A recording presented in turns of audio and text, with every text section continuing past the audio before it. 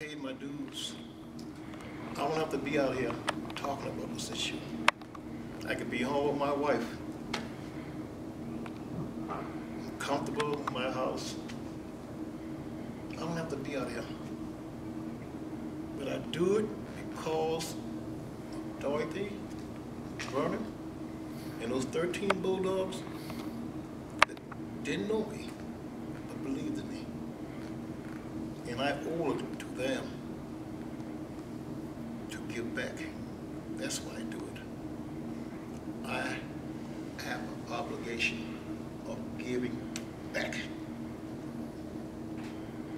And I will continue to do this.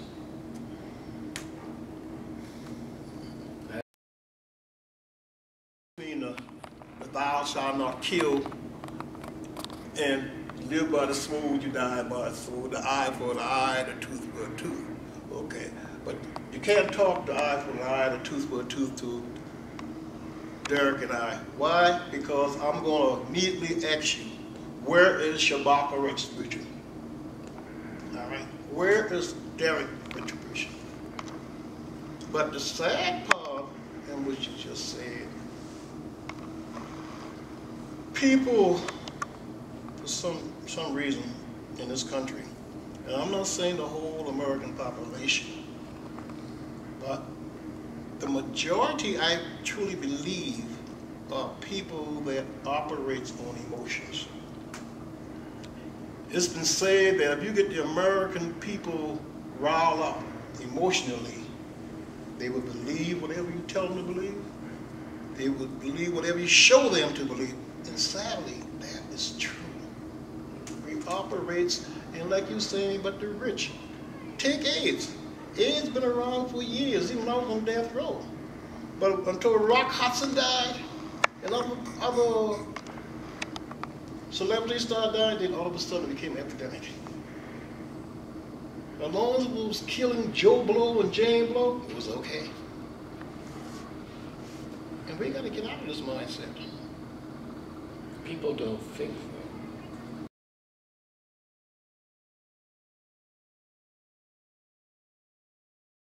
Get up the next morning, the man 2 cells, 3 cells down from you. You see the correction officer running down there, he has committed suicide. And you contemplate suicide. But you can't do it. You don't have the strength to do it.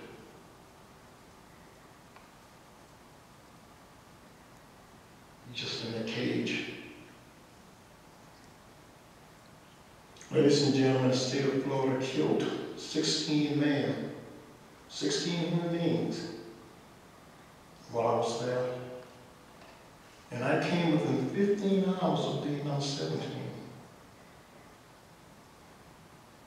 You see, in Florida, they have what they call a bifurcated system. That once a governor signed your death warrant, you are removed from your death row cell and taken to another part, to a place we call Death Watch. And Death Watch is a place, a cell that's a little bigger than that little cage I just described. And you spent an average of 21 to 23 days in that cage. And there are only 2 ways out. 1, you get a state execution. 2, you leave in a pine box. There are no in between.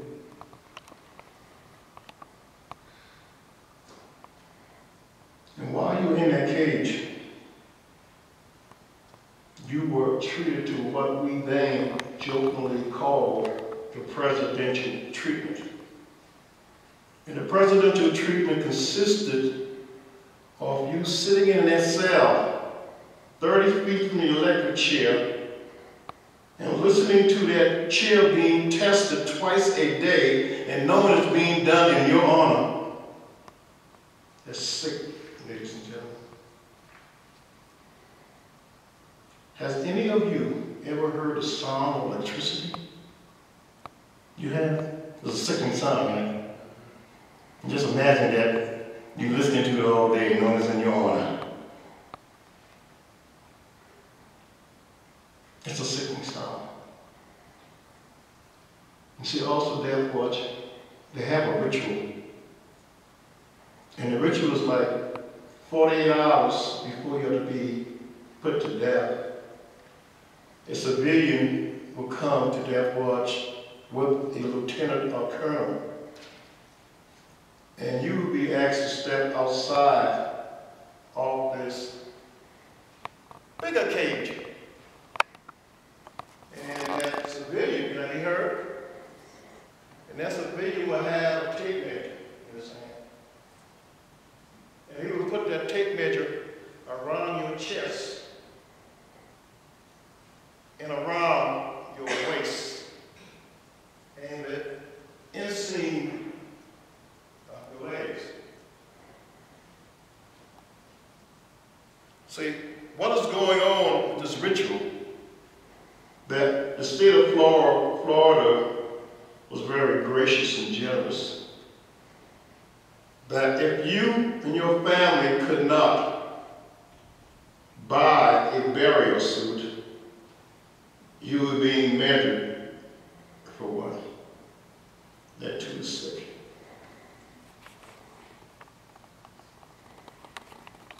It was during this process when I was being measured for this burial suit that I struck out in all the years I was in Death Watch. And this was in 1983. My death was scheduled for September 18th, 7 a.m., 1983. And it was during this process that I struck out physically. Despite the fact that they was planning on killing me within 48 hours. But I struck out because I was being made to stand there and have this tape measure going around my body. And it was being done in such a mechanical face as though I was an inanimate object. And something just swore up. And I became determined that if they was going to kill me, they were going to do it with some damn dignity. And I struck out. And I got my book. I got wood. In fact, I've never tried to get my teeth fixed because I like to be reminded of what happened, how I lose it.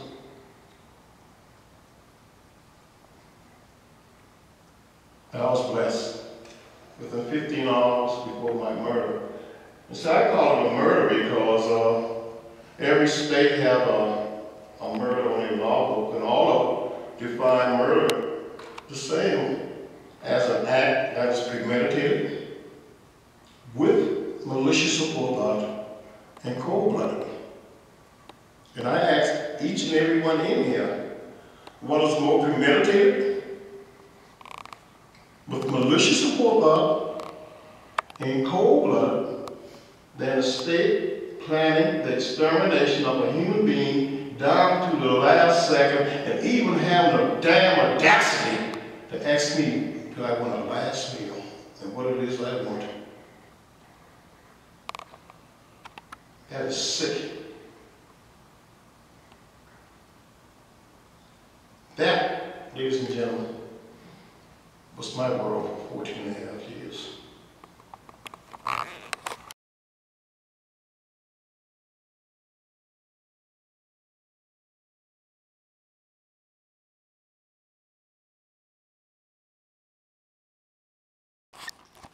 And Willie needed a kidney transplant. So the doctors and lounge went to my family in Charleston, South Carolina, examined him, there was no match. Came to Florida State Prison, examined me, perfect match. Mr. Louis Wainwright, the director of the Department of Correction, said I cannot go to Lowndes, Georgia to give my brother a kidney because I will be a security risk. Good, understandable. Even I understood that. I mean, you didn't person up death row not knowing whether they're guilty or innocent, and this person escaped and harmed another human being, nobody wants that on their conscience. So that was understandable. So my brother doctors responded to Mr. Louis Wainwright, and I want you to listen very, very closely. And if you don't understand, I will repeat it for you.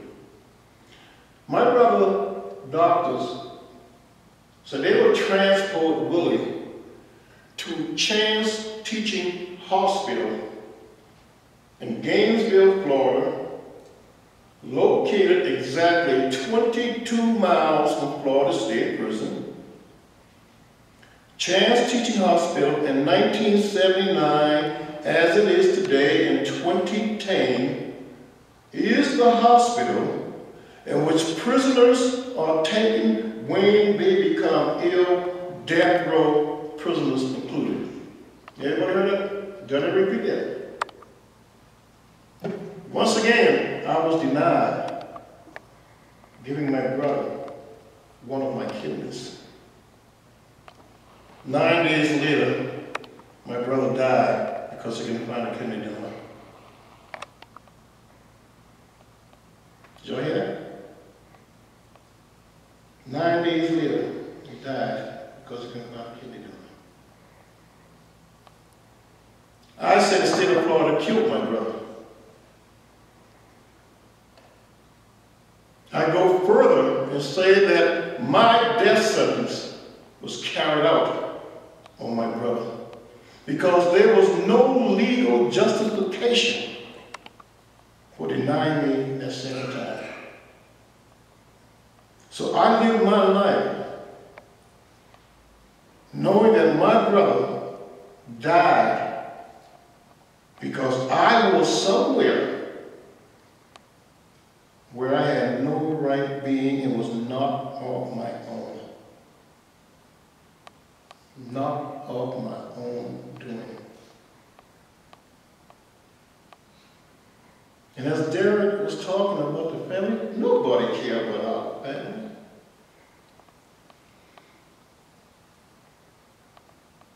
And as we stand before you tonight, each one of us can ask you, where is our retribution? Where is our retribution? We believe in an eye for an eye, a tooth for a tooth, live by the sword, you die by the sword.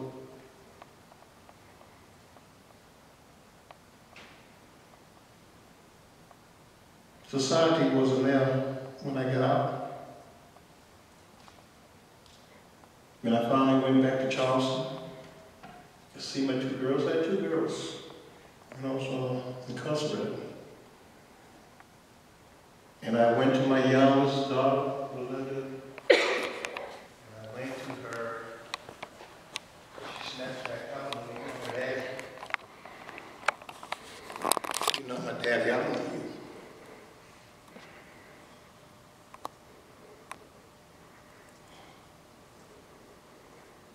No one was there. Excuse me for a minute.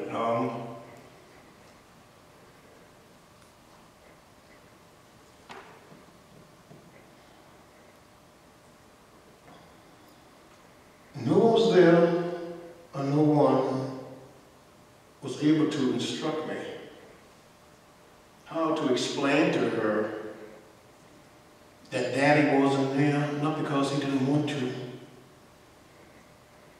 but Daddy was somewhere that he did not do anything, that there were some evil people in this world.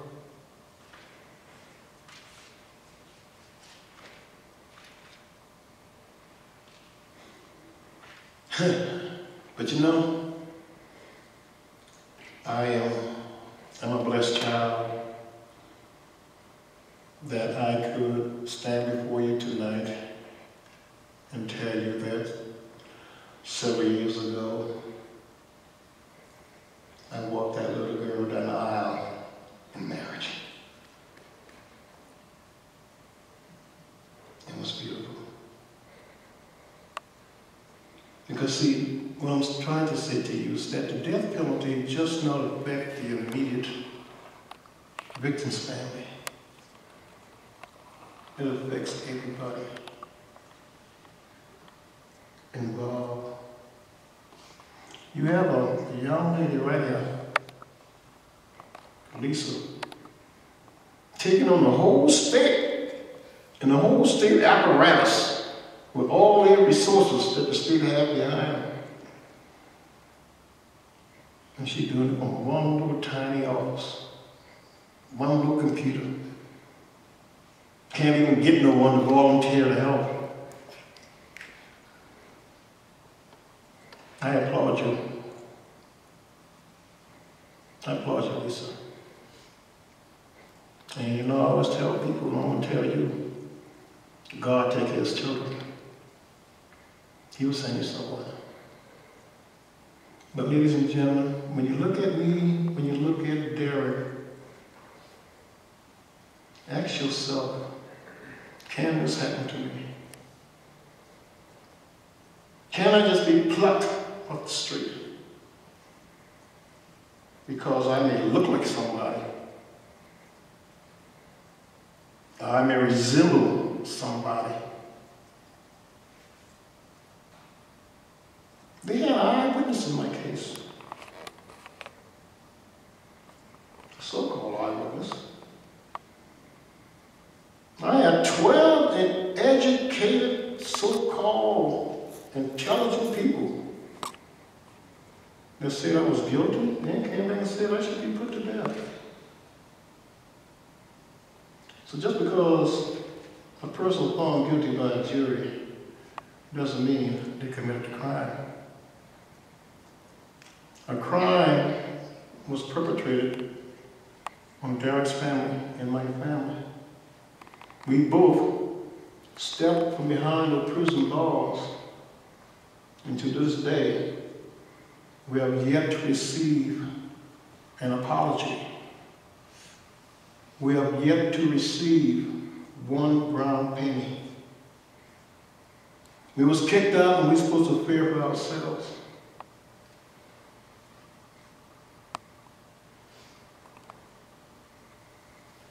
Ladies and gentlemen, you have heard that we have the fairest and most just system on planet Earth. You are looking at two gentlemen tonight that contradict that.